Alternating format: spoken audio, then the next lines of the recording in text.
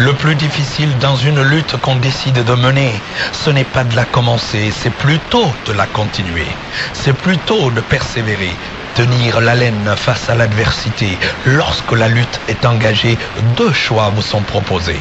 Ou vous frappez, ou vous êtes frappé. Soit vous mordez, soit vous êtes mordu sans sobriété.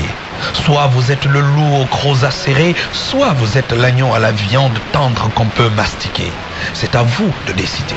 Quand le ring est dressé, que la bataille est engagée, on ne doit pas reculer. Il s'agit là de la survie de sa propre humanité, de sa propre dignité, de sa propre destinée. En face, l'adversaire n'aura aucun scrupule à vous défroquer, parce que pour lui aussi, il s'agit de dignité, de la survie de ses privilèges haut perchés.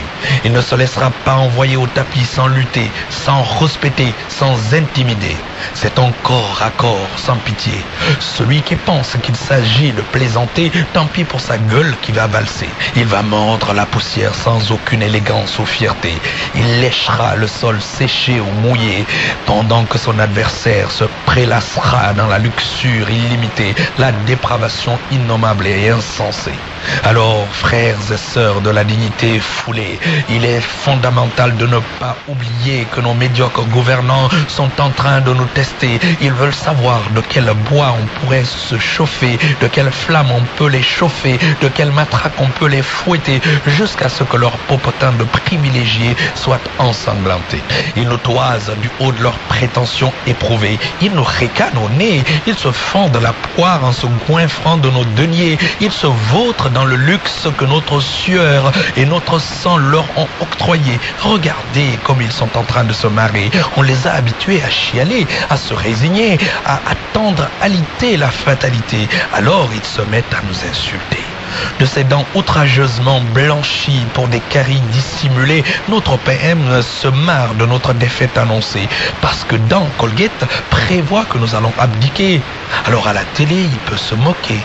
De son pharaon d'un Moriaka grossièrement ballonné, il se donne le droit de tutoyer, de menacer, de vouloir effrayer. Ah, que c'est doux le petit palais. Ah, que c'est délicieux les bureaux et les bagnoles climatisées, les sirènes qui mettent à l'abri de nos chaussées embouteillées. Alors, quand à tout ce bling-bling, on a goûté, on se croit tout permis dans la cité. On croit qu'on peut s'égosier sans qu'on se fasse fermer son clapet. On croit qu'on peut postillonner sans que sa salive incontrôlée ne soit asséchée. On croit qu'on peut se payer le luxe d'une diarrhée improvisée sans que sa tranquillité sur son trône ne soit perturbée. Cousin, tu veux être le fusible à sacrifier, le peuple te fera sauter. Le temps qu'arrive ton patron toqué, tu seras déjà dans la benne à ordures préalablement préparée. Direction, la décharge prévue pour ceux qui crânent pendant que le peuple se fane sous leur regard amusé. La lutte est engagée.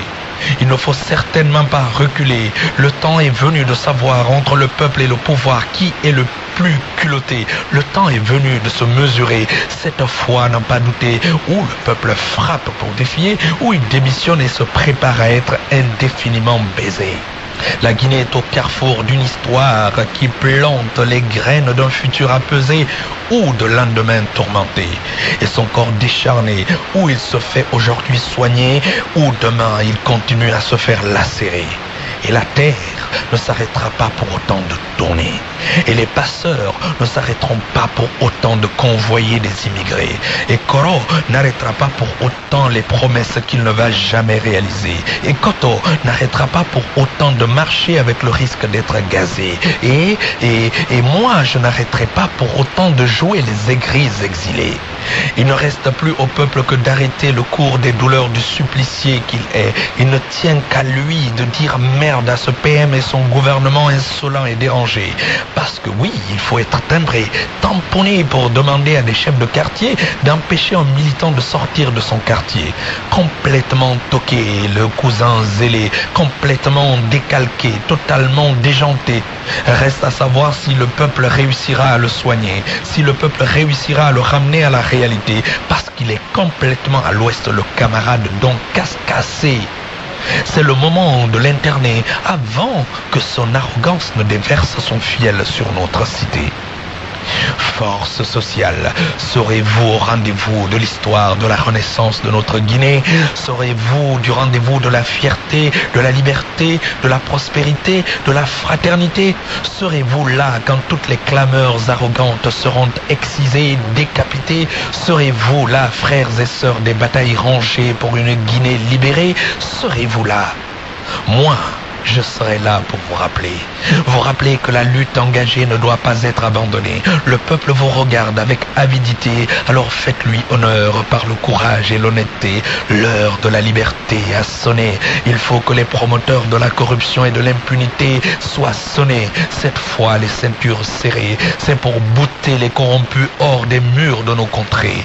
Et rappelez-vous cette vérité de Thomas Jefferson reprise par V dans V pour Vendetta. Les peuples ne devraient pas avoir peur de leur gouvernement. Les gouvernements devraient avoir peur du peuple. Et sachez que c'est parce que je suis de cœur avec vous, puisque pour de vrai ils ont dû fermer ma gueule et dégager de là où momentanément mes bagages sont posés, que je rouvre ma gueule et j'emmerde. Moi, mon parti, c'est la population. Merci Souleymane Tchangel. Choisis mon parti, moi, oui, ça c'est mon parti, la population. Le plus difficile dans une lutte qu'on décide de mener, ce n'est pas de la commencer, c'est plus...